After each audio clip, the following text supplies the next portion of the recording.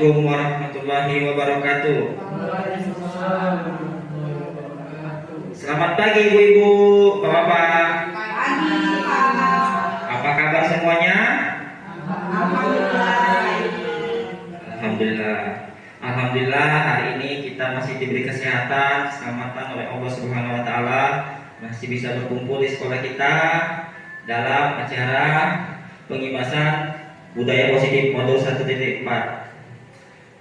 Salawat dan salam tidak lupa kita junjungan kepada Nabi besar kita Muhammad Sallallahu Alaihi Wasallam.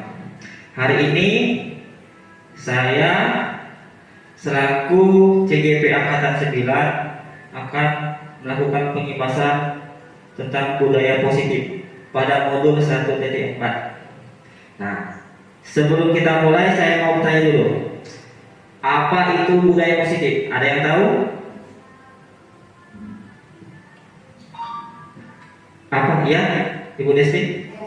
Kalau menurut saya budaya positif. Baik, terima kasih atas kesempatannya Pak Denny. Menurut saya itu budaya positif merupakan perilaku yang baik yang berdampak positif juga bagi sekolah seperti itu. Terima kasih. Ya. Budaya positif. Budaya itu apa? Kebiasaan. Positif baik, perilaku baik. Jadi budaya positif adalah kebiasaan baik yang dilakukan.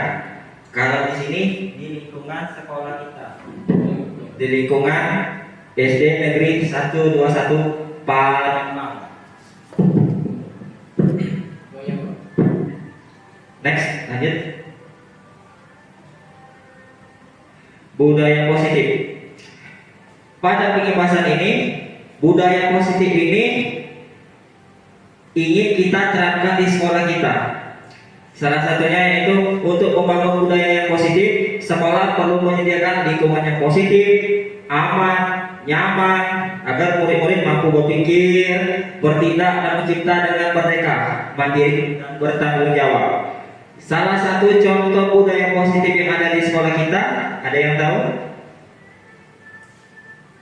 Ya, Ibu Bel.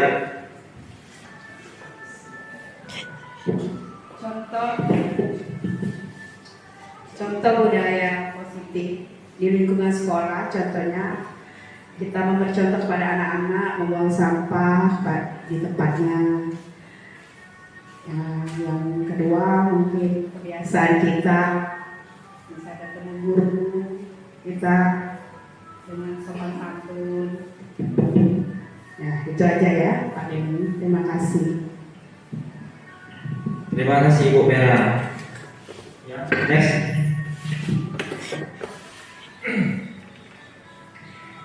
Jadi budaya positif ini bisa dianalogikan disiplin, yaitu disiplin positif. Di sini ada 4, yaitu 1 keyakinan kelas, hukum adat dan keadaan, kedua kebutuhan dasar manusia, ketiga posisi kontrol, keempat restitusi. Ya, next. Untuk analogi kepala tangan, kita bisa contohkan. Contoh Ibu Pipin. Ibu Pipin mempunyai kontrol pada dirinya sendiri. Misal, Ibu Pipin mempunyai barang yang sangat berharga. Coba angkat tangan Ibu Pipin, tangan kanannya diangkat. Nah, coba Ibu kepal barang yang sangat berharga yang ada di Ibu Pipin. Nah, tugas Ibu Pipin itu menjaga barang tersebut jangan sampai diambil oleh orang karena dia mempunyai posisi kontrol. Coba di sini kita contoh pada Ibu Eni. Coba Ibu Eni rayu Ibu Pipin bagaimana supaya dia bisa membuka kepala tangannya. Coba.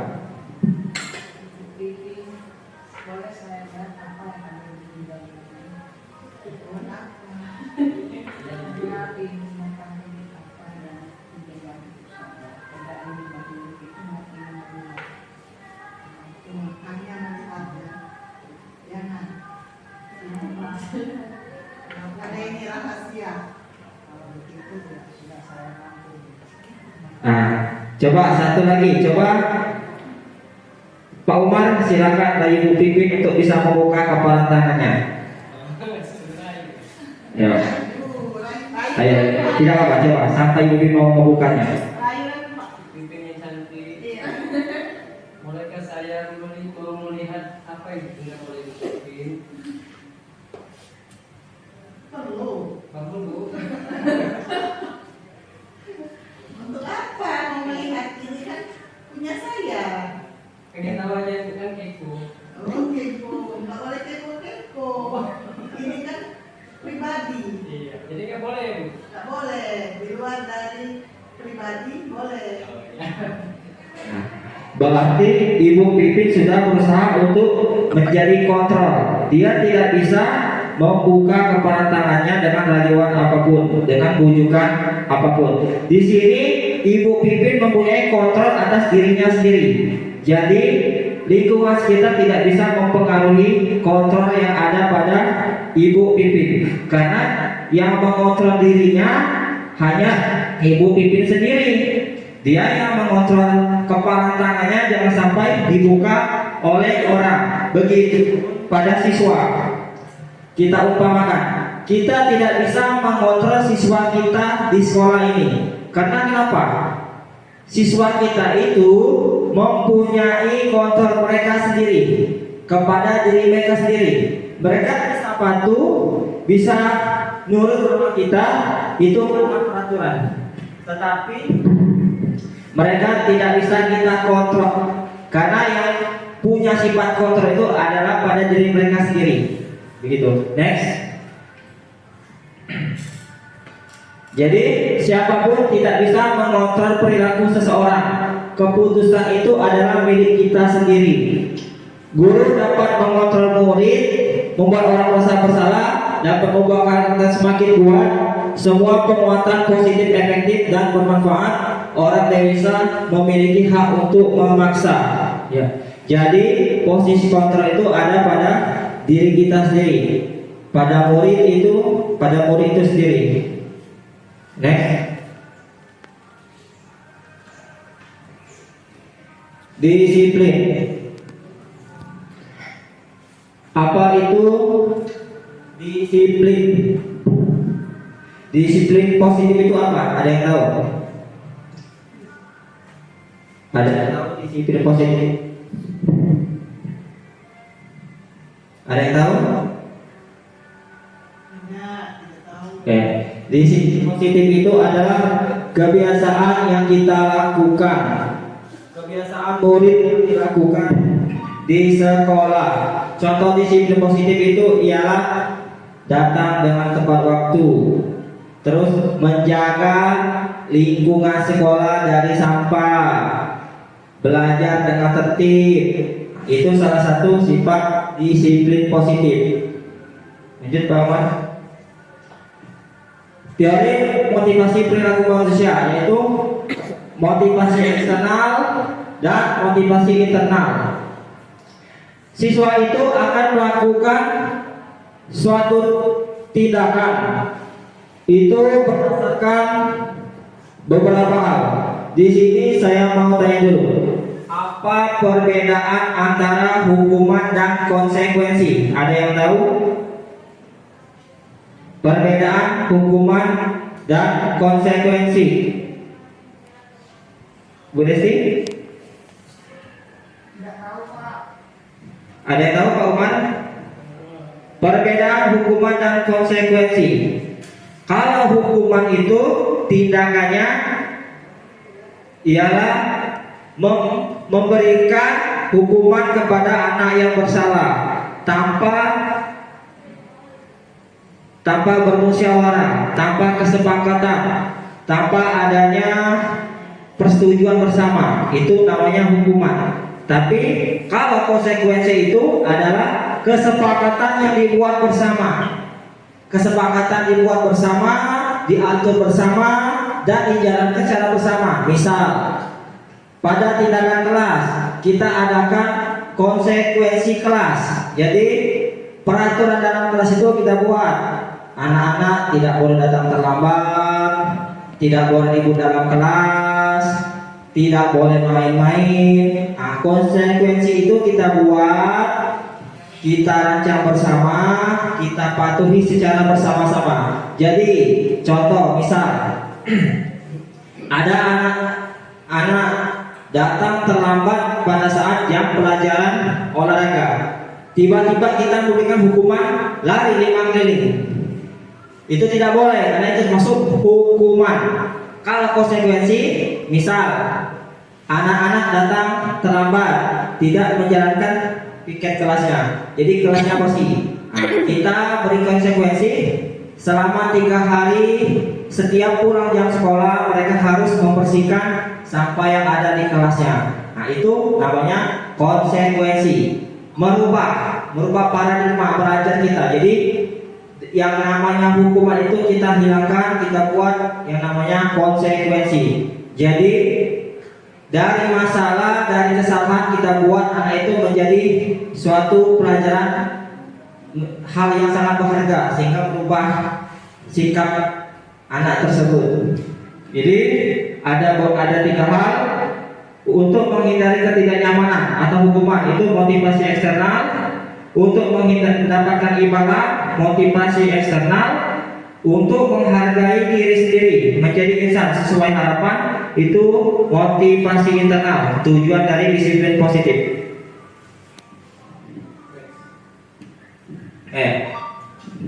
Keyakinan kelas, hukuman dan penghargaan.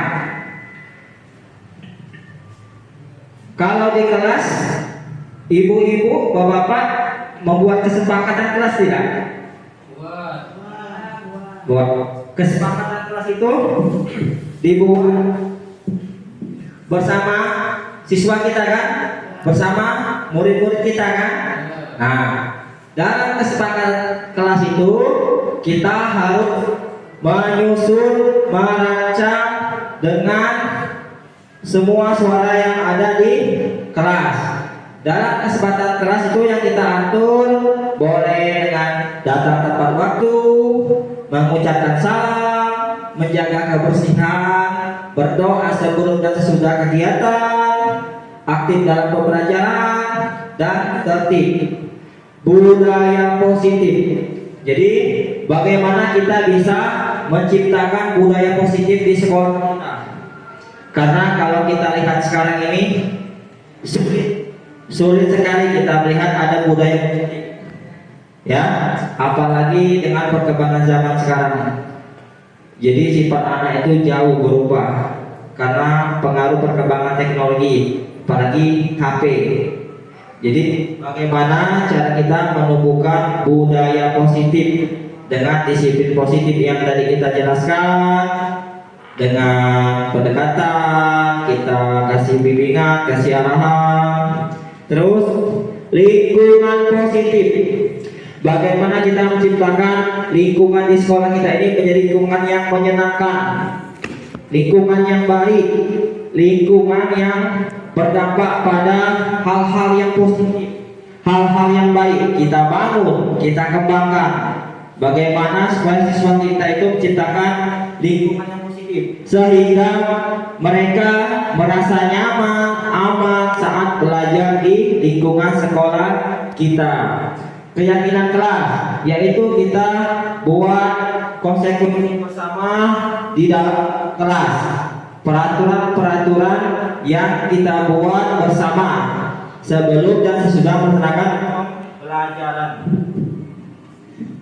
Sama saja peraturan kelas kita buat gunanya supaya kegiatan kita, pembelajaran kita itu bisa berjalan dengan lancar. Ya, selanjutnya next, kebutuhan dasar manusia. Kebutuhan dasar manusia itu ada 5: bertahan hidup, penguasaan, cinta kasih, kesenangan, kebebasan. Bertahan hidup. Kebutuhan bertahan hidup apa saja itu? Ada yang tahu? Ya. Kita perlu makan untuk melanjutkan kehidupan kita lebih baik lagi. Oke. Kasih tepuk tangan dulu. Ya, benar. Di sini bertahan hidup. Salah satu contoh kebutuhan bertahan hidup ini kita contohkan pada siswa. Ketika siswa itu contoh pada saat jam istirahat pelajaran, siswa membeli jajan di kantin.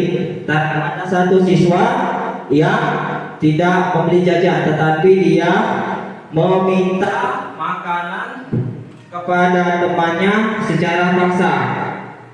Dia meminta makanan kepada temannya secara paksa. Apabila tidak dikasih, dia akan marah. Nah, apa yang dilakukan anak tersebut? Salah satunya kebutuhan dasar manusia untuk bertahan hidup. Kita tidak boleh langsung marah. Kita tidak boleh langsung ngejas anak itu, tapi kita lakukan pendekatan.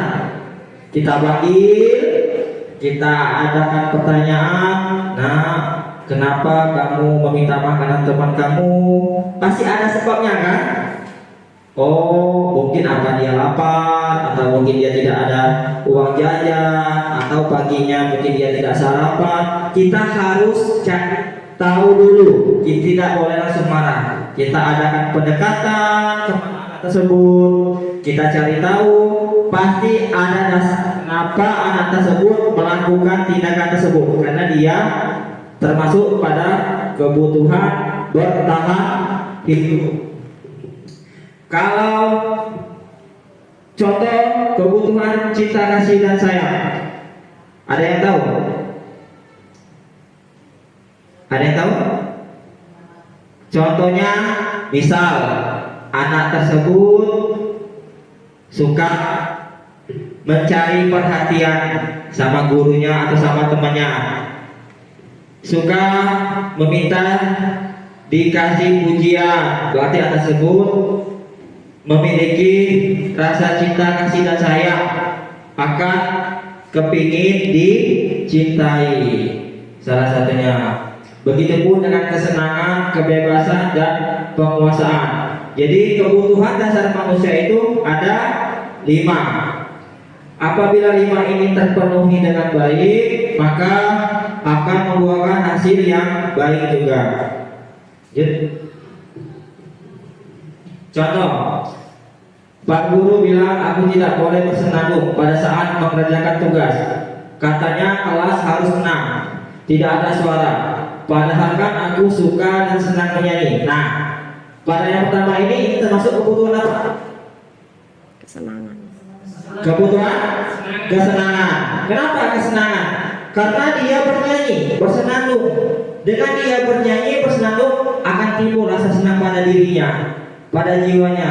Dia merasa happy. Nah, berarti termasuk pada kebutuhan kesenangan. Begitupun selanjutnya, Pak Guru tidak menyapa hari ini, padahal aku pakai jepit rambut baru. Nah, ini kebutuhan apa? Perhatian. Apa? Perhatian. Cinta kasih. Ya, benar. Butuh perhatian, butuh kasih sayang. Ya, lanjut. Ya, kita mempunyai posisi kontrol pada diri kita. Jadi posisi kontrol ini tidak bisa dipengaruhi oleh siapapun yang ada di sekitar kita. Kita yang mempunyai andil terhadap diri kita sendiri. Kita yang mengontrol diri kita sendiri. Baik itu pada teman, pada lingkungan sekitar, pada karyawan, pada murid-murid itu, kita punya posisi kontrol masing-masing. Sehingga posisi kontrol ini jangan sampai menjadi membuat orang merasa bersalah. Jadi posisi kontrol ini kita lakukan untuk mengontrol. Jadi seandainya ada anak yang melakukan kesalahan, jangan langsung kita hukum, tapi kita buat salah yang dilakukan anak tersebut menjadi pelajaran dan jadi sebuah penghargaan, sehingga dia merubah apa yang tadinya tidak baik menjadi baik. Posisi kontrol ini sebagai monitor, manajer, penghukum, membuat orang merasa bersalah, dan teman. Tuh posisi kontrol. Ya. Selanjutnya yaitu tentang segitiga restitusi. Segitiga restitusi ini adalah menciptakan konsistisi bagi murid untuk memperbaiki kesalahan mereka sehingga bisa kembali pada kelompok mereka dengan karakter yang lebih kuat. Segitiga restitusi ini adalah apabila ada anak yang melakukan kesalahan, melakukan suatu masalah, kita jangan langsung menghukum, tapi kita beri dia pelajaran yang membuat dia itu sadar akan kesalahannya, apa dampak dari kesalahannya, dan kedepannya itu penghargaan seperti apa yang akan didapat anak tersebut. Sehingga apabila kita lakukan, anak tersebut akan berubah dengan menggunakan segitiga restitusi. Kita dalami permasalahannya apa saja itu. Misal contoh tadi, anak-anak main melempar makanan di kantin. Tiba-tiba ibu guru lewat, makanan tersebut terkena wajah ibu guru. Nah, di sini titik permasalahannya itu adalah kita panggil, kita tanyakan kepada anak tersebut. Di sini kita bukan mengejas atau memberi marahan, tapi di sini Bapak memberikan jalan keluar dari permasalahan yang dihadapi anak tersebut. Kenapa anak tersebut main lempar-lemparan makanan? Karena dia merasa senang, dia merasa bahagia. Tapi di balik kesenangan itu merugikan tidak? Mengganggu lingkungan sekitarnya tidak? Nah, merugikan, mengganggu lingkungan yang ada di sekitar mereka. Karena kenapa? Satu, bising, ribut, otomatis yang ada di sekitar merasa terganggu. Kedua, mengenai wajah ibu guru yang lewat tadi. Nah, jadi tidak kondusif untuk lingkungan sekitar kan? Memang yang dilakukan mereka itu menyenangkan mereka, tetapi digarisbawahi, tetapi tidak baik untuk dilakukan di sekitar mereka. Itu kan makanan itu tidak boleh dilempar-lempar karena makanan untuk dimakan, bukan untuk dimainkan. Tapi dari situ mereka merasakan kesenangan. Kita kasih tahu kenapa? Karena makanan itu untuk dimakan, bukan untuk dilempar-lempar. Terus di lingkungan sekitar itu merasa terganggu dengan kegiatan yang mereka lakukan dengan melempar-lempar makanan.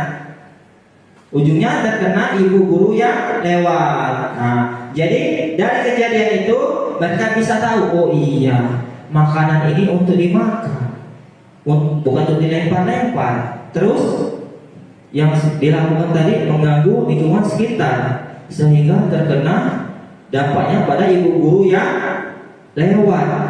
Nah, dari situ kan mereka sadar, oh iya, berarti kesalahan yang dilakukan itu salahnya dari mereka. Kita tidak langsung mengejas, tapi mereka tahu, oh iya, berarti tidak boleh lagi untuk dilakukan. Bagaimana sekarang solusinya untuk meminta maaf kepada ibu guru yang terkena makanan tadi. Nah, itu yang kita lakukan, itu yang kita terapkan kepada siswa, bukan mengejes atau memberikan sanksi dan hukuman. Itu gunanya segitiga restitusi. Ya, lanjut. Segitiga restitusi ini yaitu menstabilkan identitas, validasi tindakan yang salah, menanyakan keyakinan.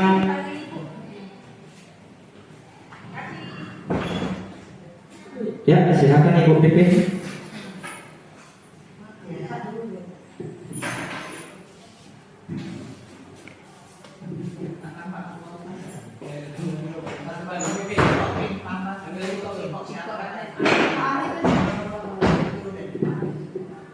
Ya, jadi dari komponen masalah yang tadi itu sudah masuk kan? Kita menstabilkan identitas. Kita tanyakan pada siswa tadi kan, yang dilakukannya apa? Karena melempar makan. Validasi tindakan yang salah, mereka sadar akan kesalahan yang dilakukan. Terus menanyakan keyakinan, apakah tindakan tersebut kedepannya akan dilakukan? Tidak kan? Jadi itu merubah mereka menjadi perilaku yang lebih positif.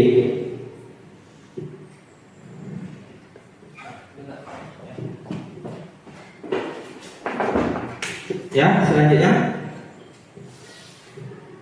Lanjut. Contoh analisis kasus. Di sini analisis kasusnya Anto dan Dino sedang bermain bersama di lapangan basket. Dan tiba-tiba terlihat dalam sebuah pertengkaran adu mulut, Dino pun menjadi emosi dan mengadakan kontak fisik, menarik kemeja Anto dengan kasar sampai 3 kakinya terlepas. Pada saat itu guru piket langsung melerai mereka dan membawa mereka ke ruang kepala sekolah. Ibu kepala sekolah, Ibu Suti, menanyakan Dino tentang keyakinan sekolah yang telah disepakati, yaitu tentang saling menghormati. Ibu Suti melanjutkan bertanya, apakah Dino bersedia memperbaiki kesalahan yang telah dilakukan terhadap Anto? Dino pun mengangguk. Kemudian Ibu Suti balik bertanya kepada Anto, apakah keputusan Anto dalam peristiwa ini? Anto menjawab, untuk contoh analisis kasus, ya, Pak Umar. Coba Ibu kita dibaca.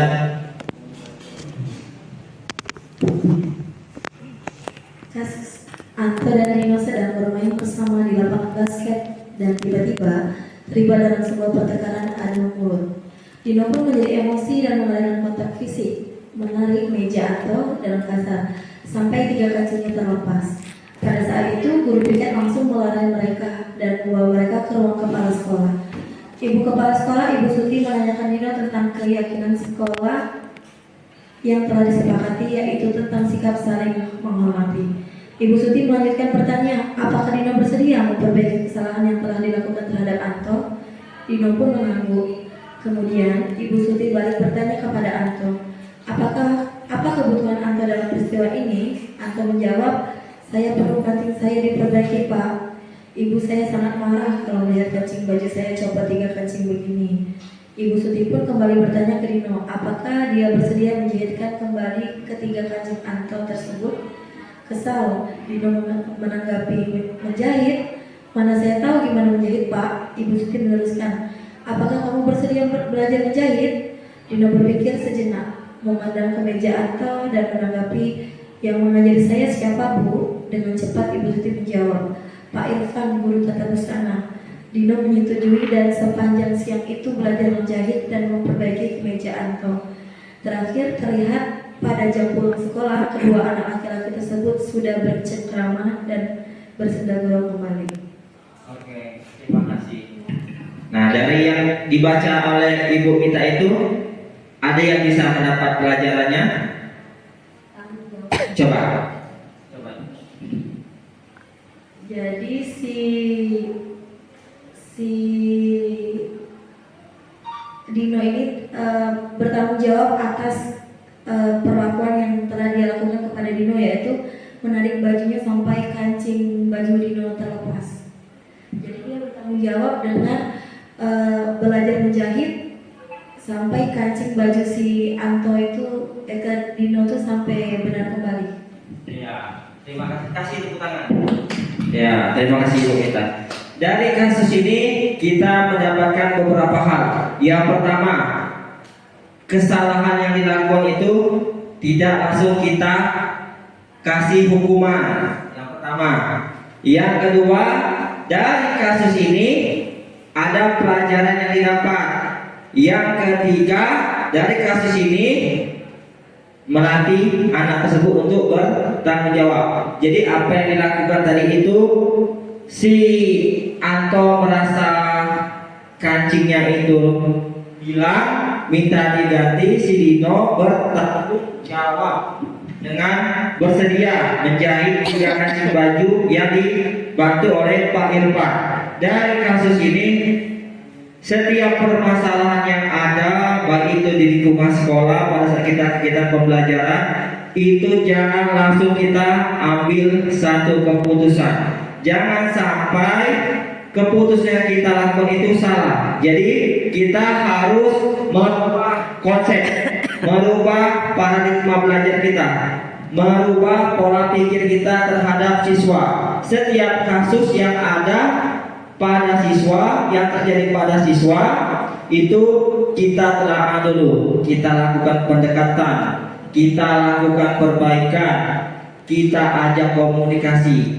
Dari itu baru kita bisa menyimpulkan dan memberikan dampak positif untuk ke depannya, menjadikan anak tersebut untuk lebih baik lagi, lebih bertanggung jawab dalam melakukan beberapa hal, membangun paradigma belajar yang positif kepada siswa.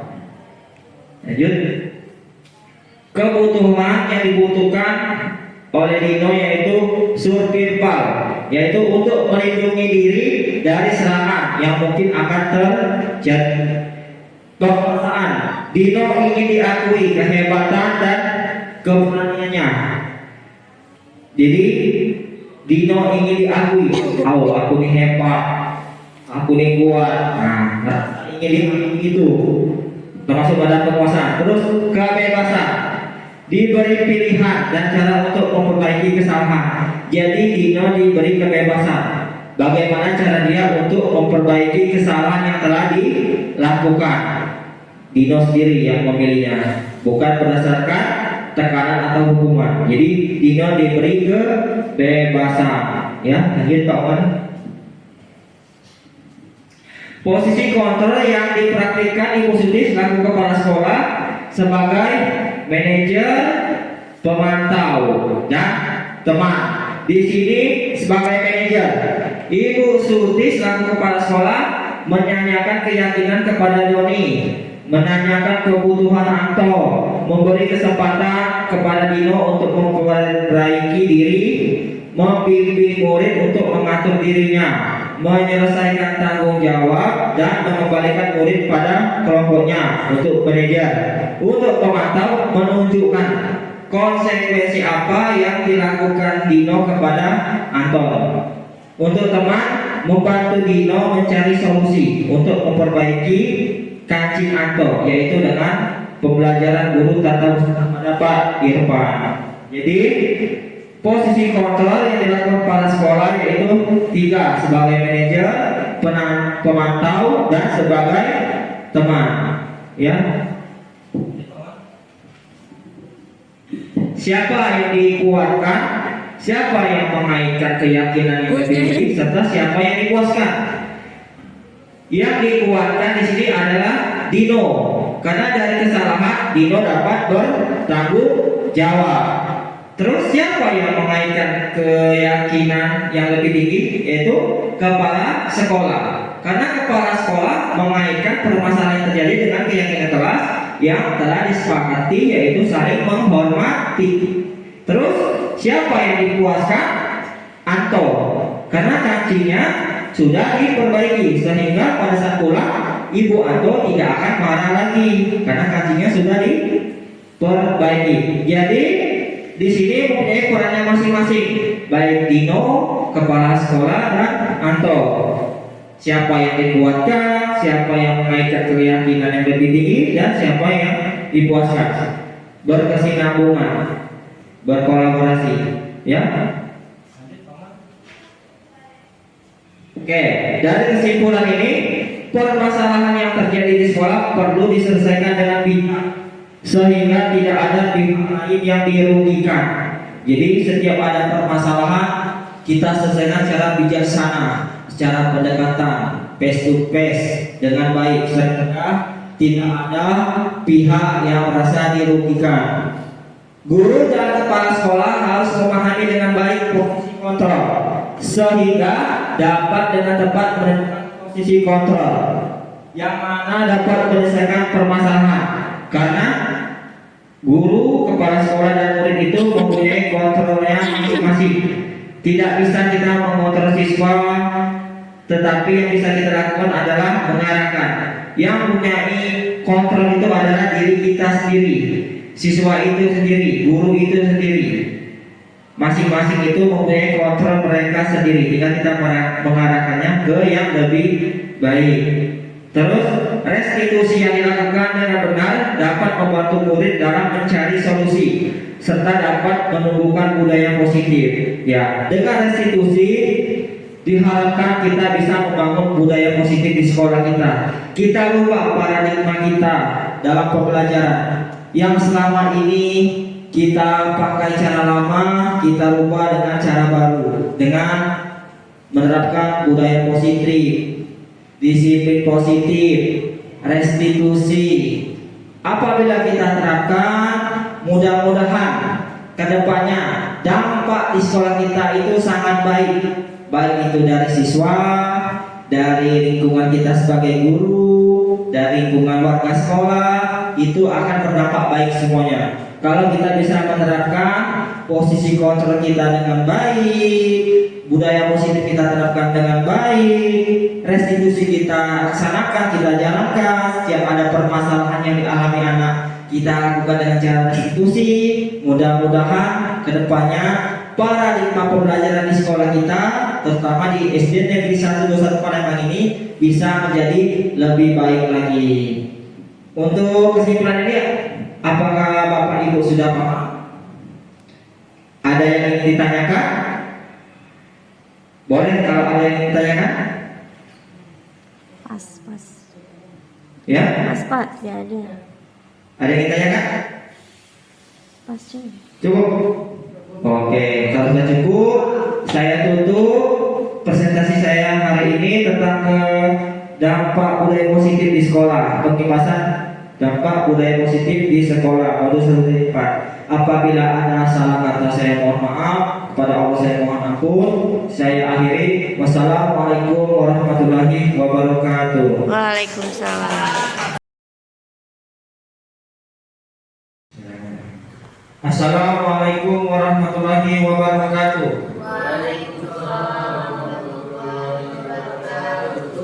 Apa kabar ibu-ibu bapak pagi ini semuanya? Alhamdulillah. Yang terhormat Ibu Kepala Sekolah SD Negeri 121 Palembang, Ibu Haja Oktaviana Mandira SPD MSI. Yang terhormat Bapak Ibu dan rekan-rekan sekalian yang sudah mau berkumpul di ruangan kelas ini dalam pengembangan budaya positif. Alhamdulillah, baiknya kita bersyukur karena berkat kehadiran Allah Subhanahu wa taala kita diberi kesehatan, kesempatan bisa berkumpul di ruangan kelas ini. Dan jangan lupa salawat dan salam kita anjurkan kepada junjungan kita Nabi besar kita Nabi Muhammad Sallallahu Alaihi Wasallam yang telah memberi syafaatnya mudah-mudahan hingga akhir zaman. Dan hari ini saya selaku calon guru penggerak angkatan 9 akan memberikan pengimasan tentang budaya positif modul 1.4. Hari ini materi ini pengimasan yang kedua, karena kemarin sudah yang pertama, ini yang kedua kalinya. Oke. Sebelumnya saya mau tanya dulu, apa itu budaya positif? Ada Bapak Ibu yang tahu? Kebiasaan yang baik. Kebiasaan yang baik. Budaya itu adalah kebiasaan positif perbuatan baik. Jadi budaya itu adalah perbuatan atau kebiasaan yang dilakukan secara baik. Itu budaya positif. Budaya positif ini baru mulai kita ingin terapkan di sekolah. Karena sekarang ini budaya positif ini sangat jauh untuk terrealisasi. Kita lihat di sekolah-sekolah lain. Jadi dengan adanya pengobaran hari ini, bukan saya merasa pintar, tapi saya juga belajar. Kita sama-sama sharing, sama-sama saling memberi tukar pendapat dan pengalaman untuk mengembangkan budaya positif ini. Karena budaya positif ini sangat penting untuk kita terapkan di sekolah kita, apalagi untuk kemajuan siswa. Ya. Budaya positif. Untuk membangun budaya positif, sekolah perlu menyediakan lingkungan yang positif, aman, nyaman, agar murid-murid mampu berpikir, bertindak, dan mencipta dengan merdeka, mandiri, dan bertanggung jawab. Jadi, untuk menciptakan budaya positif ini, kita harus membuat lingkungan sekolah itu yang menarik, yang nyaman, yang aman. Karena kenapa? Apabila kita buat tidak nyaman, berarti tidak terrealisasi. Bagaimana kita membuat murid kita itu menjadi nyaman, menjadi betah, menjadi cinta pada lingkungan sekolah. Karena apabila sudah kita laksanakan dengan baik, kita buat nyaman, kita buat aman, maka siswa itu kemajuannya akan pesat, terlihat tanpa ada tekanan. Di sini dapat dianalogikan, disiplin. Ada 4, yaitu keyakinan keras, hukuman dan penghargaan, kebutuhan dasar manusia, posisi kontrol, dan restitusi. Keempat elemen ini saling berkesinambungan, berkolaborasi untuk kita bisa mewujudkannya di sekolah kita. Dari keyakinan keras itu, ya. Analogi kepala tangan. Di sini bisa saya kasih contoh. Analogi kepala tangan ini adalah kontrol. Jadi kita ini mempunyai kontrol pada diri kita sendiri. Tidak ada yang bisa mengontrol kita kecuali kita sendiri. Tidak ada yang bisa mengontrol siswa kecuali siswa itu sendiri. Tugas kita hanya memberikan arahan, memberikan bimbingan, dan menuntut. Yang mengontrol itu adalah diri kita sendiri. Pada sesi ini kita kasih contoh. Coba Pak Ari. Pak Ari ini anggaplah mempunyai suatu benda yang sangat berharga. Nah, coba katakan tangan Pak Ari. Nah, benda ini sangat berharga. Jadi jangan sampai benda ini jatuh ke tangan orang lain atau benda yang lain. Nah, kita lihat di sini. Coba Ibu Eja, bagaimana usaha supaya Pak Ari mau membuka tangannya? Coba merayu sebisa mungkin supaya Pak Ari membuka tangannya. Coba.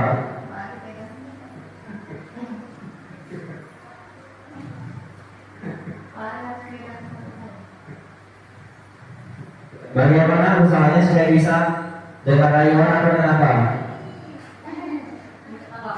Bisa nggak? Nggak bisa kan? Coba Ibu Desi bagaimana caranya? Pak Ari, apa yang jadi dengan Pak Ari? Boleh bukan nggak Pak Ari? Tadi ke Umar. Katanya Pak Umar, kan ada di tangan Pak Ari. Umar sering menggambur. Tidak mau nih. Nah, berarti Pak Ari kontrol pada dirinya. Karena kenapa?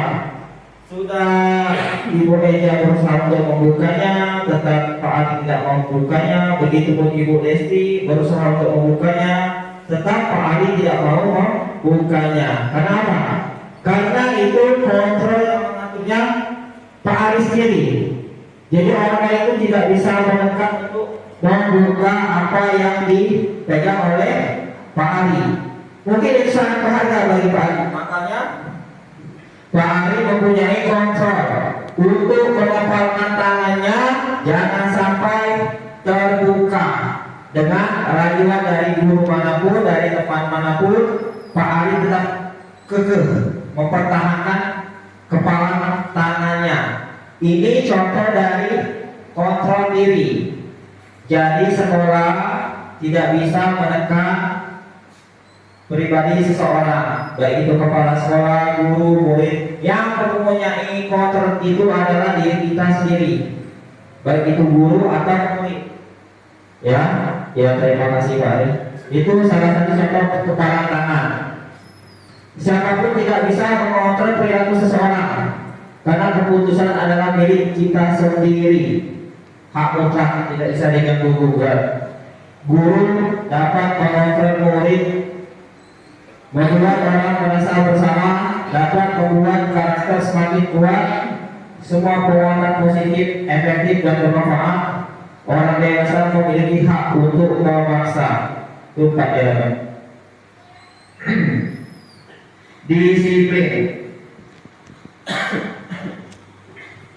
Di sini kita akan mencoba menerapkan disiplin positif.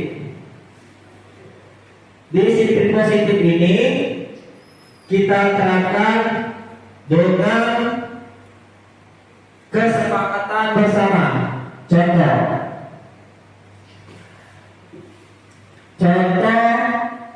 misal pada saat jam pelajaran olahraga di lapangan, ada siswa yang telat datang, langsung dihukum oleh gurunya untuk lari keliling lapangan sebanyak 5 kali. Itu contoh hukuman atau konsekuensi. Bu Desi?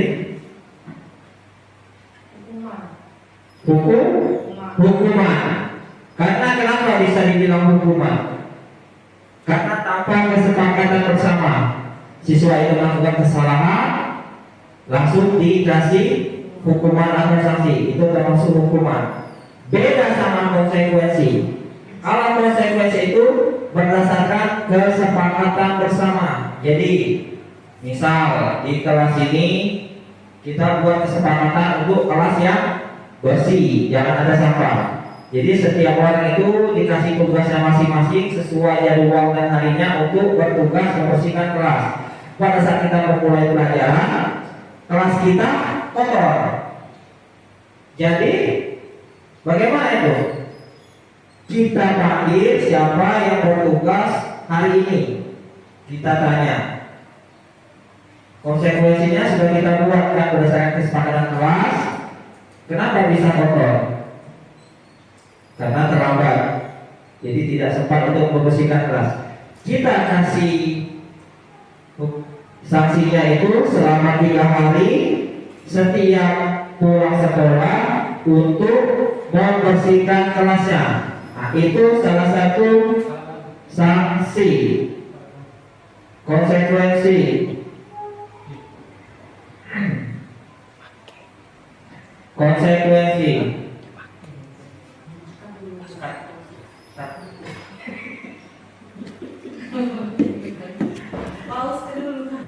Ya, jadi konsekuensinya karena dia tidak membersihkan kelas, kita kasih konsekuensi selama 3 hari setiap pulang sekolah harus membersihkan kelasnya terlebih dahulu. Itu konsekuensi berdasarkan kesepakatan bersama. Jadi perbedaan antara hukuman dan konsekuensi itu adalah kalau hukuman itu kita memberikan sanksi kepada siswa tanpa adanya kesepakatan bersama siswa. Tapi kalau konsekuensi kita memberikan hukuman berdasarkan kesepakatan bersama, keputusan bersama. Sebelum kita ajukan, kita bahas secara bersama-sama dengan siswa. Nah, itu perbedaan hukuman dan konsekuensi. Di sini teori motivasi perilaku manusia berdasarkan motivasi eksternal itu untuk menghindari ketidaknyamanan. Apa yang akan terjadi apabila saya tidak melakukannya? Di sini masuk ke motivasi eksternal. Jadi siswa itu melakukan sesuatu hal itu hanya untuk menghindari dari hukuman atau ketidaknyamanan. Apabila saya tidak melakukannya, berarti saya nanti akan begini. Nah, karena hal itu siswa melakukannya. Itu motivasi eksternal. Terus yang kedua, untuk mendapatkan hadiah atau imbalan. Maksud di motivasi eksternal juga. Apa yang akan saya dapatkan apabila saya melakukannya? Ada timbal balik. Berarti, oh iya, kalau saya melakukan seperti ini, saya akan mendapatkan ini. Oh iya, saya begini, aku mendapatkan ini. Jadi, imbalannya itu hadiah. Terus yang ketiga, motivasi internal. Tujuan disiplin positif untuk menghargai diri sendiri, menjadi insan sesuai harapan. Saya akan menjadi orang yang seperti apa bila saya melakukannya. Jadi siswa tersebut melakukan hal itu karena ingin menjadi lebih baik berdasarkan kesadaran diri dia sendiri. Jangan sampai dia itu terlihat buruk di mata orang. Jadi dia melakukan itu menghargai diri dia sendiri, ingin menjadi insan sesuai dengan harapan. Dia melakukan sesuatu apapun itu berdasarkan perbuatan yang baik, berdasarkan keinginan dari diri dia sendiri, tanpa ada paksaan atau tekanan dari guru ataupun dari pihak manapun. Itu motivasi internal. Nah, bagaimana cara kita bisa menumbuhkan motivasi ini pada siswa? Nah, itu PR untuk kita sebagai guru. Bagaimana kita bisa memunculkan motivasi itu kepada setiap siswa? Karena setiap siswa ini sifat dan wataknya itu berbeda-beda, tidak bisa kita samaratakan. Nah, bagaimana kita bisa menciptakan lingkungan sekolah yang seperti itu sehingga siswa kita itu secara sadar, secara senang, menghargai diri sendiri, menjadi insan sesuai dengan harapan kita. Nah, bagaimana kita bisa mewujudkan itu? Tuh, dari motivasi internal. Keyakinan kelas, hukuman dan penghargaan. Keyakinan kelas di sini, apakah Bapak Ibu sudah pernah menerapkan yang namanya keyakinan kelas? Ibu Eja, guru kelas berapa Bu Eja? Nah, pernah tidak Ibu menerapkan keyakinan kelas? Coba. Kalau di kelas itu bukan keyakinan, istilahnya itu adalah kesepakatan kelas. Nah itu, jadi kesepakatan berdasarkan peraturan yang sudah dibuat. Misalnya kelas harus bersih, maka dibuatlah kesepakatan. Misalnya yang tiket tugasnya apa saja, jika tidak melaksanakan hukumannya apa, seperti itu. Baik. Terima kasih Bu Eja. Ya, pada dasarnya keyakinan kelas ini kita buat berdasarkan poin-poin yang ingin kita terapkan di dalam kelas. Misal, poin pertama, datang tepat waktu. Berarti siswa tidak ada boleh yang telat. Keyakinan yang pertama, poin yang pertama. Yang kedua, bagaimana lingkungan kelas kita itu bersih atau bebas dari sampah. Nah, itu poin yang kedua. Terus yang ketiga, kita membiasakan siswa kita itu untuk selalu berdoa sebelum dan sesudah proses pembelajaran. Itu poin ketiga. Nah, yang keempat, kita kepengennya itu siswa kita itu aktif dalam pembelajaran, rajin bertanya, rajin memberikan pendapat. Pokoknya siswa kita itu aktif di dalam kelas. Bagaimana kita menciptakan aktif itu? Terus yang terakhir itu tertib.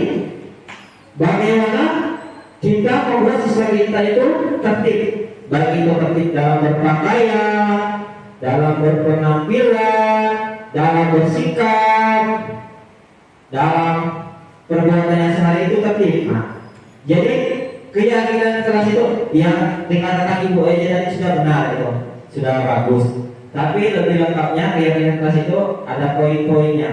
Nah, itu kita buat berdasarkan kesepakatan kita bersama siswa.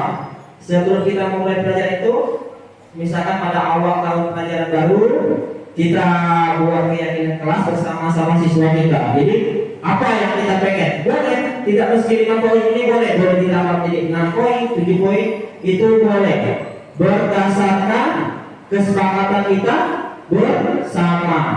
Tuh, berdasarkan kesepakatan kita bersama.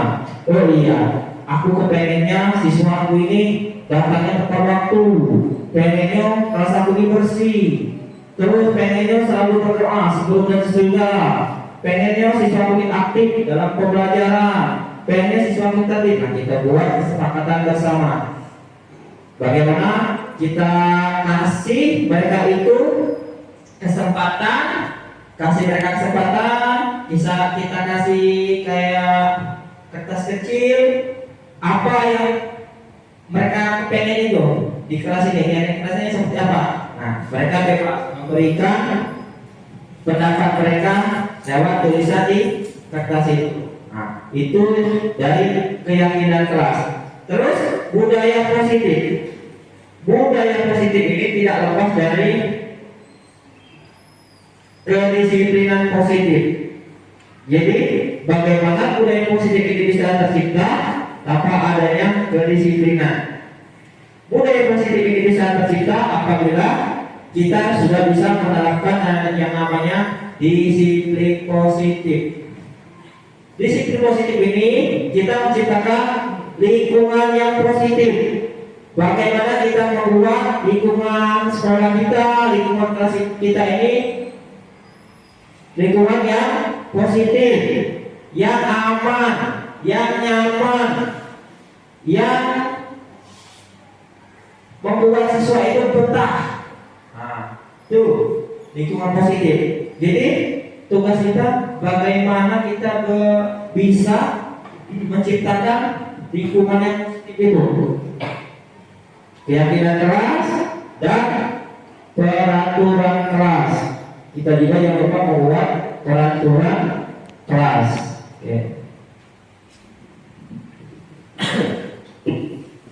Kebutuhan dasar manusia itu ada 5.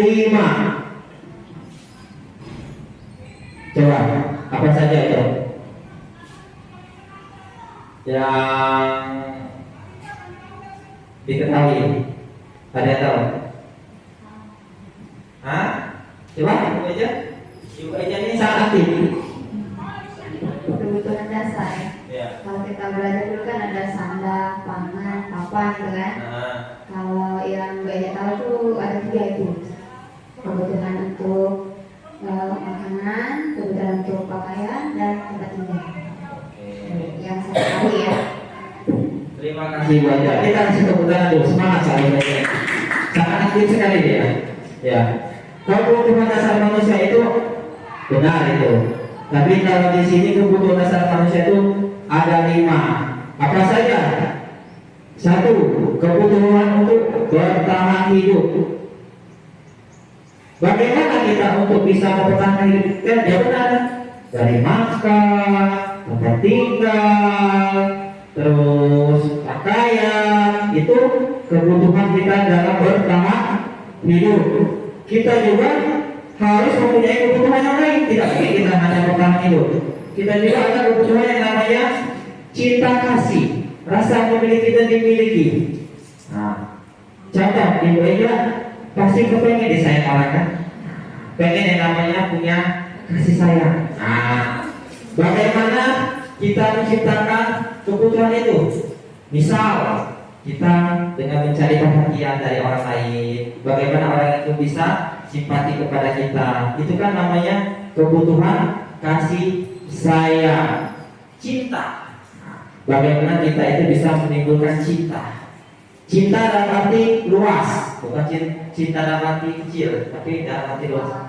Nah, cinta kepada siswa. Tuh. Terus yang ketiga, kebutuhan kesenangan. Kita butuh senang. Contoh kita guru, kalau kita tidak ada kesenangannya, otomatis dampaknya kepada siswa kita. Siswa kita pada saat kegiatan pembelajaran kita pasti tidak akan efektif. Karena apa? Apabila kebutuhan kesenangan itu tidak terwujud, tidak teraplikasi. Dan otomatis dampaknya juga ke siswa. Nah, kalau kebutuhan kesenangannya ini sudah bisa terlaksana, sudah bisa kita jalankan, otomatis dampaknya juga akan bagus, positif. Terus untuk itu untuk guru. Kalau untuk siswa, kebutuhan kesenangan ini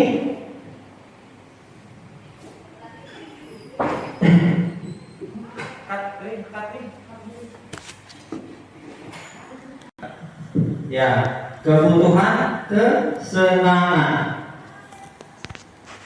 Siswa tadi contoh, kalau di siswa itu kalau dia kekurangan kebutuhan kesenangan, dia akan mencari-cari cara. Misal dalam kegiatan pembelajaran ada siswa yang suka bersenandung, suka nyanyi. Padahal di kelas kan tidak boleh, akan mengganggu teman-temannya yang lain dalam kegiatan pembelajaran. Tetapi siswa tersebut tetap bersenandung. Apa alasannya siswa itu tetap bersenandung?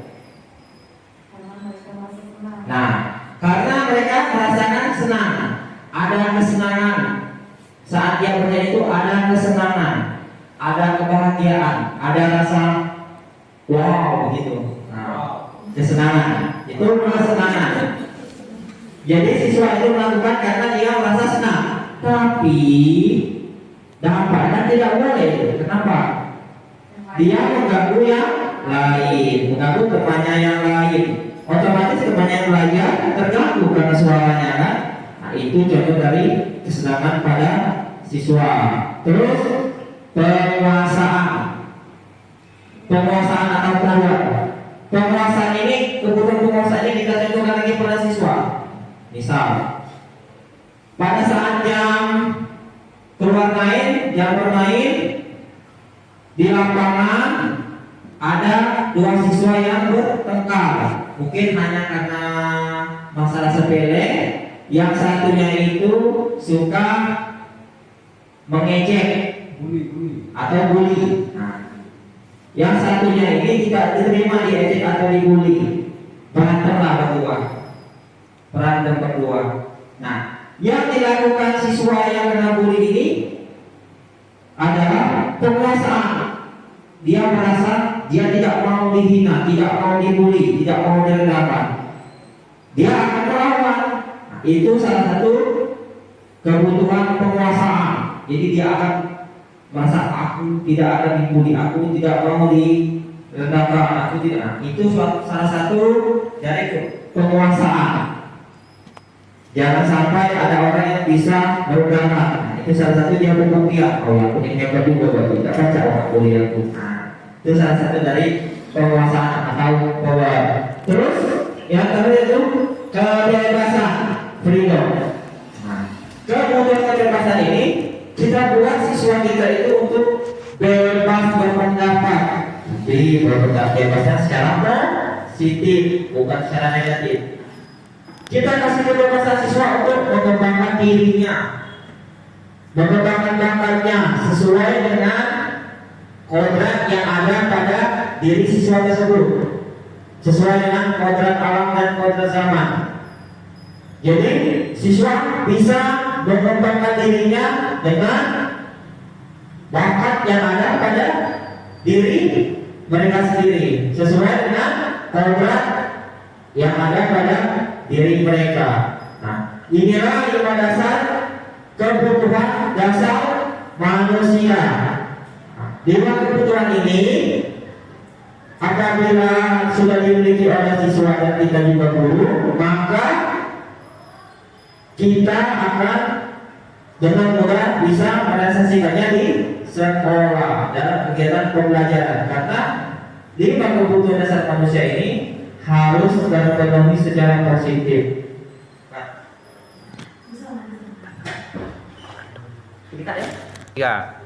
Ya, jadi 5 kebutuhan dasar manusia ini yang harus terpenuhi dengan baik dan beralam. Ya. Contoh ada kasus di sini. Pak guru bilang aku tidak boleh bersenandung pada saat mengerjakan tugas. Katanya kelas harus tenang, tidak ada suara. Padahal kan aku suka dan senang menyanyi. Nah, ini termasuk kebutuhan apa? Kebutuhan kesenangan. Karena apa? Dengan dia bersenandung tadi, dia merasa senang, merasa happy, merasa bahagia. Jadi termasuk pada kebutuhan kesenangan. Terus, Pak Guru tidak menyapa hari ini. Padahal aku pakai jepit rambut baru. Ini kebutuhan apa? Kebutuhan kita kasih, butuh perhatian. Berarti siswa itu pengennya kita perhatikan. Oh, nah, maunya pakai kucing baru, bagusnya, cantiknya. Nah, berarti dia itu termasuk kebutuhan kita kasih, perhatian. Pengennya diperhatikan terus. Nah, apa yang dia pakai, pengen di komen, pengen diperhatikan, pengen disanjung. Tuh, jadi kebutuhan cinta. Terus aku bosan masa belajarnya, cuma gitu-gitu aja, dengerin Pak Guru aja. Ini kebutuhan apa? Apa? Coba, aku bosan masa belajarnya cuma gitu-gitu aja.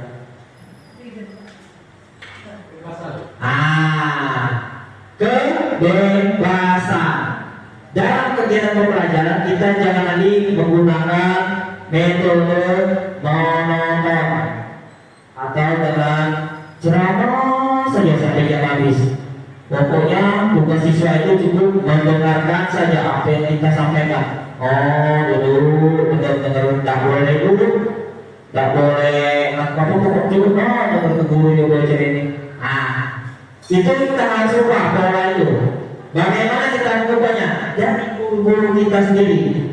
Nah, dari sekarang kita ubah. Jadi kita ubah bagaimana pola pembelajaran kita di kelas itu menyenangkan. Siswa itu bebas berpendapat, bebas berinovasi, berkreasi.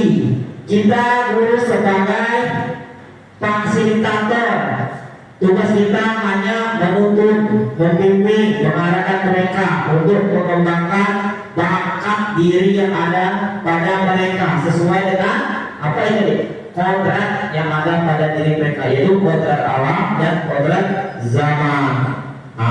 Jadi bagaimana kita bisa menumbuhkan rasa itu kepada siswa, kebebasan itu kita buat sedikit-sedikit, kita ubah pola mengajar kita. Jangan lagi kita menggunakan pola yang monoton, yang membosankan. Bagaimana kita menciptakan pola belajar yang menyenangkan sehingga siswa itu merasa aman, nyaman, merasa dihargai, merasa dia itu bisa berpendapat, bisa berinovasi, bebas untuk mengembangkan kreasi yang ada pada diri dia. Itu kita tumbuhkan sekarang ini. Terus selanjutnya, aku sebel, gambarku tidak rapi. Malah Pak Guru tunjukin ke teman-temanku di depan kelas. Itu kebutuhan apa ya? Coba kembali yang tadi Bu, halaman sebelumnya Bu Desti. Coba itu termasuk kebutuhan apa? Kebutuhan apa? Coba. Coba kita lihat lagi yang tadi. Aku sebel, gambarku tidak rapi. Malah Pak Guru tunjukin ke teman-temanku di depan kelas. Salah satu kebutuhan penguasaan, menghargai. Jadi tidak boleh kita itu semena-mena jadi guru. Ya, kita harus diberikan penghargaan kepada siswa. Hasil karya siswa itu harus kita hargai. Jangan kita rendahkan, jangan kita patahkan. Kalau kita bisa menghargai hasil karya siswa, dengan demikian kita bisa memajukan siswa itu lebih baik lagi ke depannya. Dia akan bisa dengan berani untuk mengembangkan kreasi dan inovasi pada diri dia sendiri. Karena kita tidak mematahkannya. Itu untuk tentang kebutuhan. posisi kontrol. Balik lagi ke posisi kontrol. Posisi kontrol ini mempunyai peran penting pada diri kita. Karena kenapa? Posisi kontrol tidak bisa kita lakukan baik itu kepada guru, kepada siswa, kepada orang lain, tidak bisa.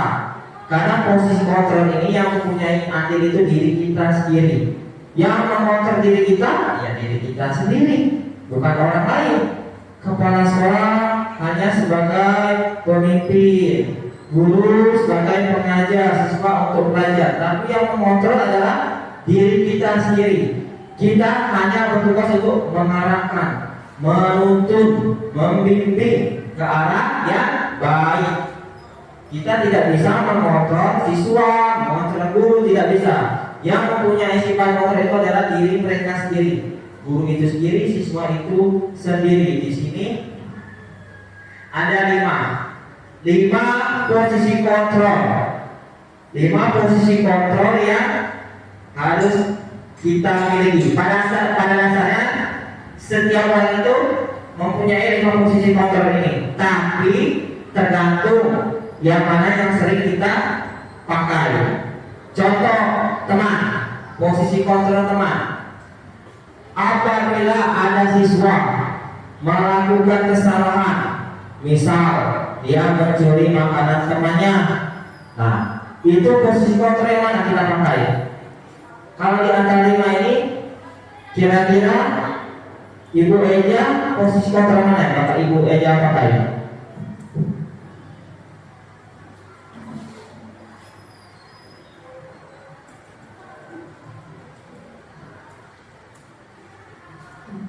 Membuat orang merasa bersalah. Membuat orang merasa bersalah. Jadi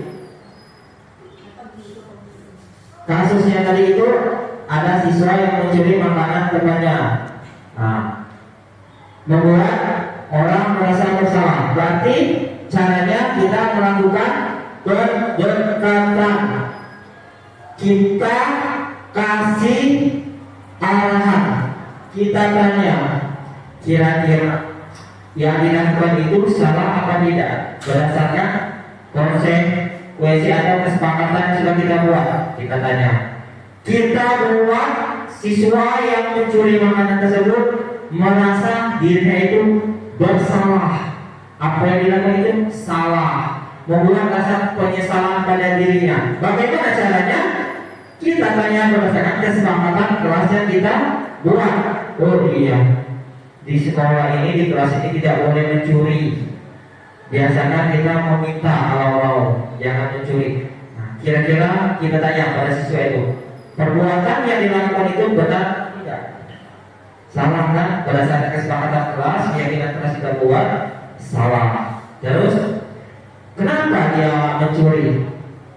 Oh, mungkin lapar dia di rumah pagi-pagi, mungkin tidak sarapan, mungkin. Nah, ada faktor yang menyebabkan anak tersebut mencuri.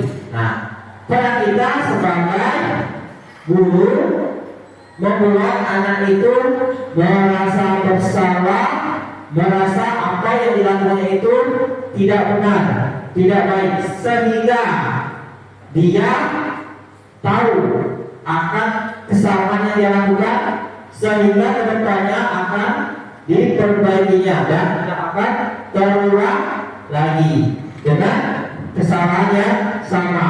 Dengan peran kita sebagai guru, kontrolnya kita membuat orang merasa bersalah. Jadi kita buat dia itu sadar akan perbuatannya itu salah. Itu kalau kita menggunakan posisi kontrol membuat orang merasa bersalah. Teman, kasusnya juga sama. Kalau kita sebagai teman, kontrol kita sebagai teman, kita melakukan pendekatan pada anak itu berdasarkan posisi sebagai teman. Kita tanya secara baik, kayak itu sama kawan kita, nah, sama teman kita yang apa, sampai alasannya apa.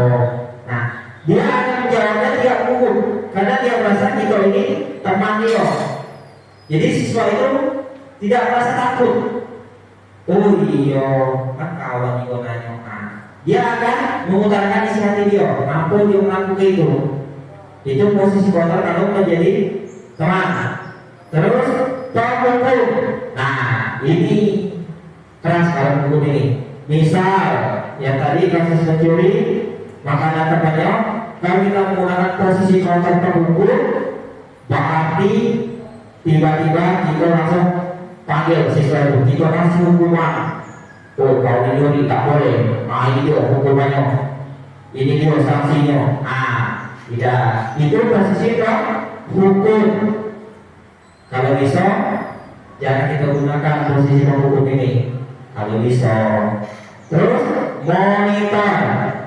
Nah, kalau monitor ini sama kayak kasus tadi, tugas kita itu memonitor aksi yang dilakukan anak ini, kita monitor.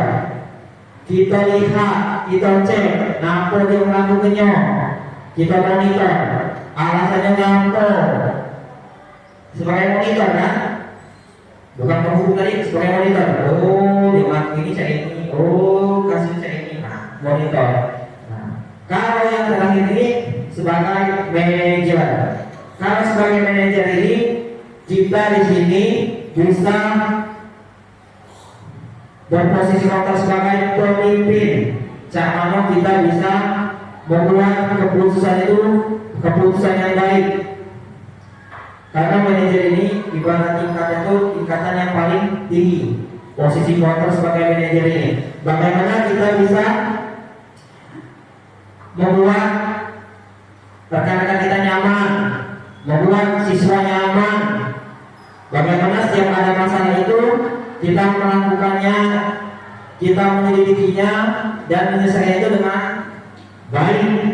Karena posisinya sebagai manajer dengan bijaksana, bukan dengan penghukum, tapi dengan bijaksana kita lakukan. Karena tugas kita sebagai manajer, posisi kontrol manajer. Jadi ada 5 posisi kontrol itu: teman, 1 teman, kedua orang merasa bersalah, ketiga penghukum, keempat monitor, kelima manajer. Manajer ini posisi yang paling tinggi. Kelima posisi ini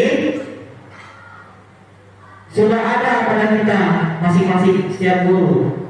Posisi ini akan kita salah satu posisi yang akan kita gunakan tergantung dengan keadaan dan tempatnya. Tergantung dengan kasus atau masalah apa yang kita hadapi. Tidak bisa kan manajer kita gunakan di kasus yang lain. Pasti kelima ini mempunyai peran dan andilnya masing-masing. Jadi kita gunakan sesuai dengan kebutuhan, sesuai dengan keadaan, sesuai dengan kejadian. Nah, jadi 5 posisi kontrol ini kita sudah memilikinya, tinggal bagaimana kita menggunakannya sesuai dengan kebutuhan. Ya. Segitiga restitusi. Segitiga restitusi ini adalah menciptakan kondisi bagi murid untuk memperbaiki kesalahan mereka sehingga bisa kembali pada kelompok mereka dengan karakter yang lebih kuat. Pada kasus contohnya saja pada saat di kelas pada saat tidak menjelaskan, ada siswa yang ribut, ada siswa yang nakal, tidak memperhatikan kita di depan, tidak menjelaskan. Nah, kita menyelesaikan siswa itu dengan menggunakan segitiga restitusi. Pertama, menstabilkan identitas. Benar tidak siswa itu yang ribut di kelas? Yang kedua, menanyakan keyakinan. Kenapa siswa itu mau ribut di kelas? Apa yang menyebabkannya? Yang ketiga, validasi tindakan yang salah. Benar tidak perbuatan itu salah di kelas karena sudah ribut? Ketika pokok ini mempunyai artinya sangat penting pada segitiga restitusi.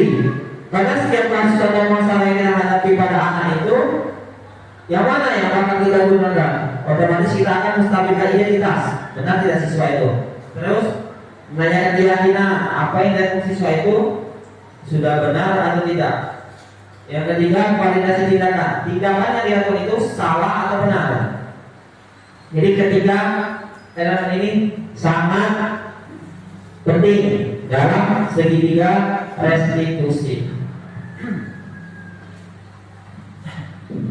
Contoh analisis kasus. Nah, coba Ibu Eja lagi.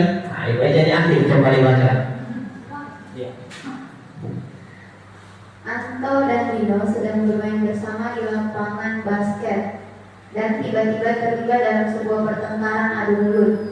Dino pun menjadi emosi dan mengadakan kontak fisik, menarik kemeja Anto dengan kasar sampai 3 kancingnya terlepas.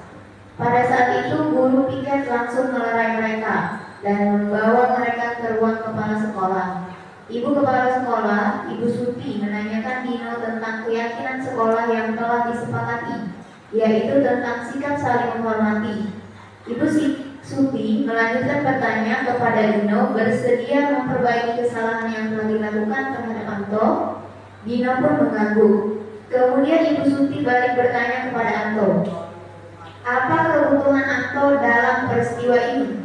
Anto menjawab, saya perlu kancing saya diperbaiki, Pak.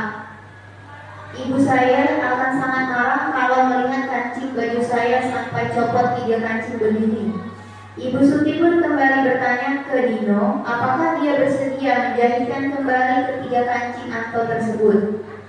Kesal, Dino menanggapi menjahit.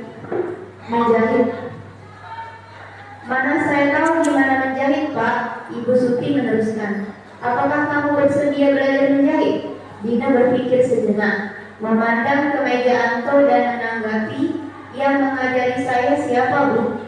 Dengan cepat Ibu Suti menjawab, Pak Irfan, guru tata busana. Dino menyetujui dan sepanjang siang itu ia belajar menjahit dan memperbaiki kemeja Anto. Terakhir terlihat pada jam pulang ke sekolah, kedua anak laki-laki tersebut sudah bercengkrama dan bersenda gurau kembali. Ya. Terima kasih Ibu Eja. Ya, terima kasih Ibu Eja.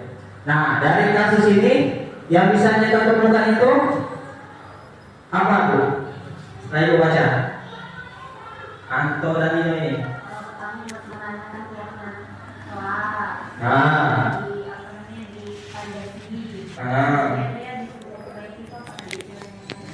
Ya. Di sini juga masuk pada coba tadi kembali, Bu. Ya. Ya, ini lagi ada tadi. Coba terus lagi. Yang ini masih kotor tadi ya. Ya, coba kembali lagi. Ya tadi.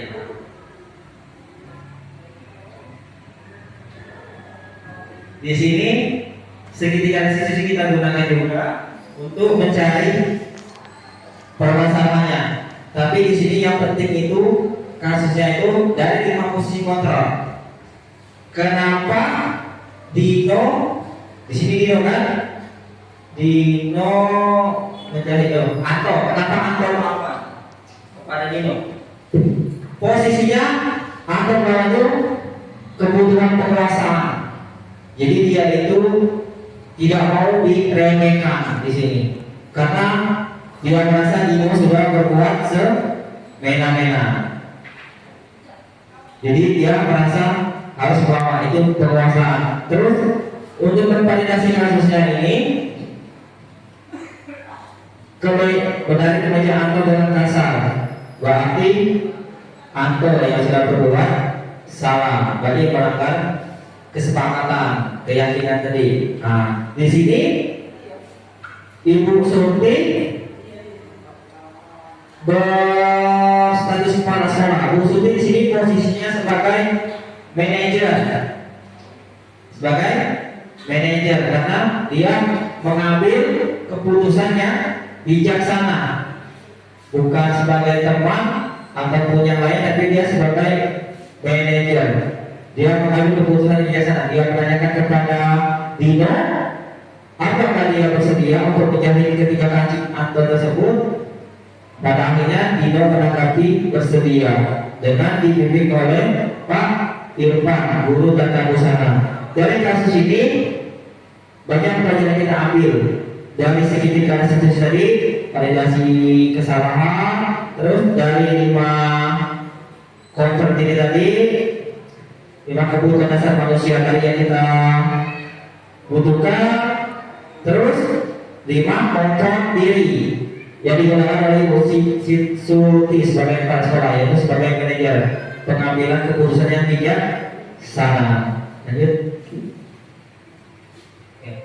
Kebutuhan apa yang dibutuhkan Dino survival untuk melindungi diri dari serangan yang mungkin terjadi lebih dulu? Nah, itu tadi penguasaan, kebutuhan penguasaan. Jadi kebutuhan penguasaan ini kebutuhan yang dilakukan jangan sampai orang itu bisa merendahkan kita. Itu yang dilakukan oleh Dino. Terus penguasaan juga ingin diakui kehebatannya, keberaniannya dengan dia melawan tadi, pengen diakui. Aku ini berarti gak baca dibully. Nah, terus kebebasan, diberi pilihan dan cara untuk memperbaiki kesamaan. Dari kasus yang tadi dijadikan pelajaran untuk berubahnya menjadi lebih baik lagi, menjadi jangan sampai kasus tersebut terulang lagi. Nah, dari ketiga elemen ini yang ada dalam kasus tersebut, kasus tadi, kebutuhan yang dibutuhkan oleh Dino.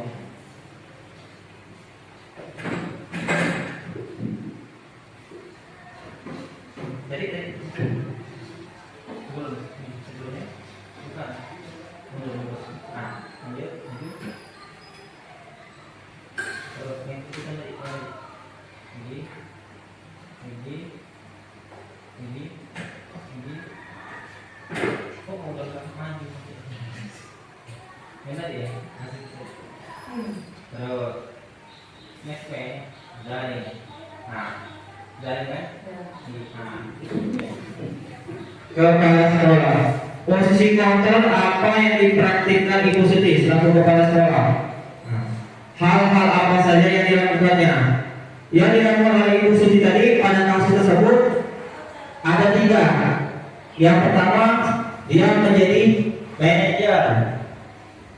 Dia menanyakan keyakinan sekolah kepada Doni, menanyakan kebutuhan Anto, memberi kesempatan kepada Dino untuk memperbaiki diri, membimbing murid untuk mengatur dirinya, menyelesaikan tanggung jawab dan mengembalikan murid pada kelompoknya.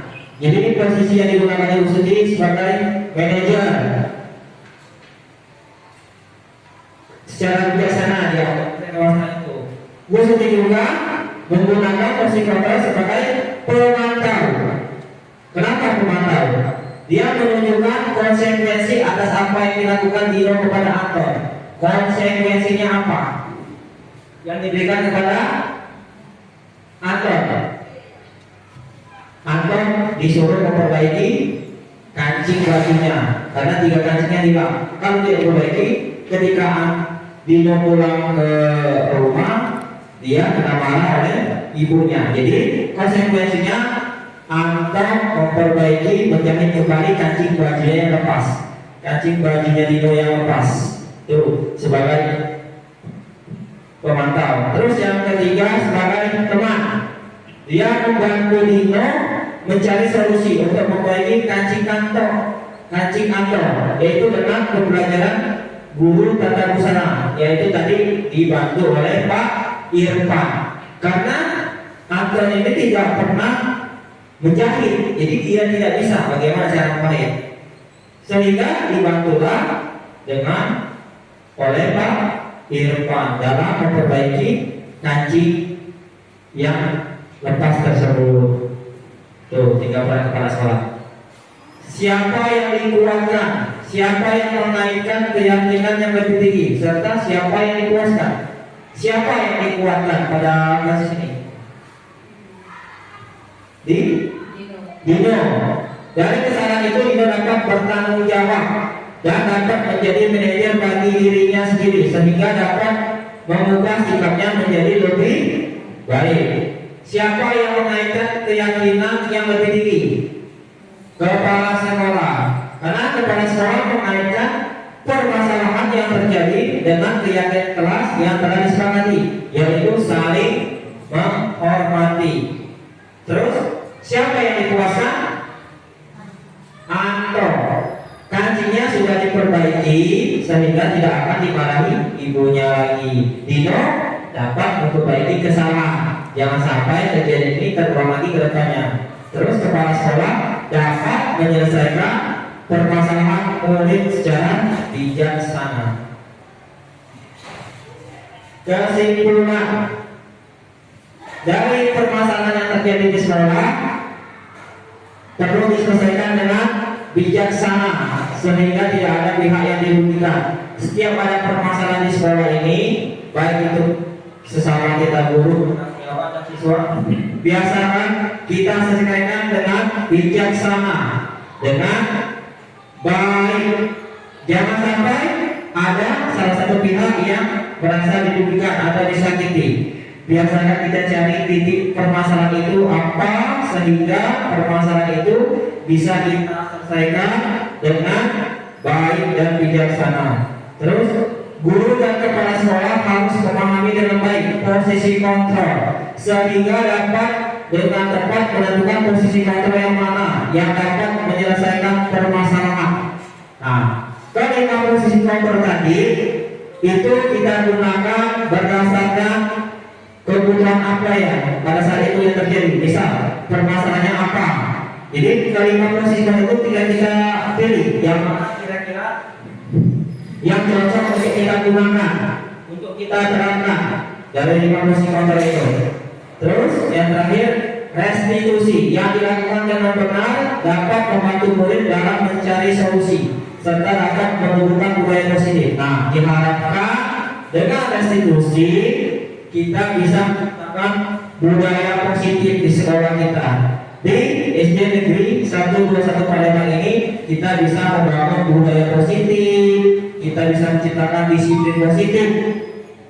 Contoh dasarnya saja yaitu datang tepat waktu, ya, tertib, terus selalu berdoa sebelum dan sesudah, terus menjaga lingkungan sekolah yang bersih atau kelas yang bersih, bebas dari sampah, terus membiasakan perilaku yang baik. Nah, semoga apabila sudah diterapkan budaya positif, disiplin positif ini bisa diterapkan di sekolah kita. Begitu. Ada pertanyaan? Apakah paham Bapak Ibu? Ibu aja Pak? Baik, terima kasih. Mungkin itulah pemaparan saya hari ini. Semoga ini bisa bermanfaat untuk kita semua, bisa untuk kita kembangkan bersama-sama ke depannya. Sekali lagi saya ucapkan terima kasih. Apabila ada salah-salah kata saya mohon maaf, kepada Allah saya mohon ampun. Saya akhiri. Wassalamualaikum warahmatullahi wabarakatuh.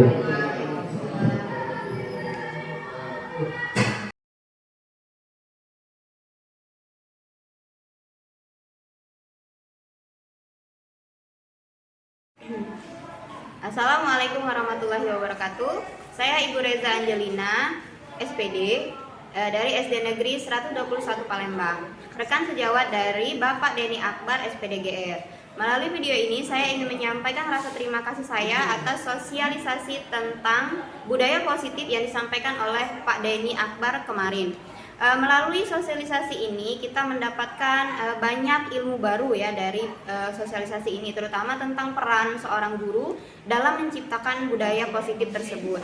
Salah satunya misalkan kemarin ada pembedaan antara hukuman dan konsekuensi. Kemudian juga ada banyak sekali penjelasan tentang posisi seorang guru atau peran seorang guru itu sendiri di dalam menciptakan budaya positif. Jadi seorang guru bisa memposisikan dirinya atau bisa bersikap lebih bijak dalam menghadapi budaya di lingkungan kita yang kita tahu saat ini sudah semakin banyak sekali pengaruh yang negatif ya, baik itu dari lingkungan luar maupun dari media sosial. Nah, diharapkan melalui sosialisasi ini kita dapat bekerja sama dan berkolaborasi antar seluruh warga sekolah, baik itu kepala sekolah, dewan guru maupun siswanya, sehingga tercipta budaya positif di sekolah kita. Baiklah, itu yang bisa saya sampaikan. Semoga kedepannya melalui sosialisasi seperti ini kita dapat lebih mudah lagi untuk menciptakan budaya positif di sekolah kita. Dan diharapkan juga sosialisasi seperti ini semakin banyak dan semakin lebih mempengaruhi seorang guru dalam bersikap di sekolahnya ya. Itu saja yang bisa saya sampaikan. Semoga kedepannya budaya positif di sekolah kita segera terwujud. Saya ucapkan terima kasih. Wassalamualaikum warahmatullahi wabarakatuh.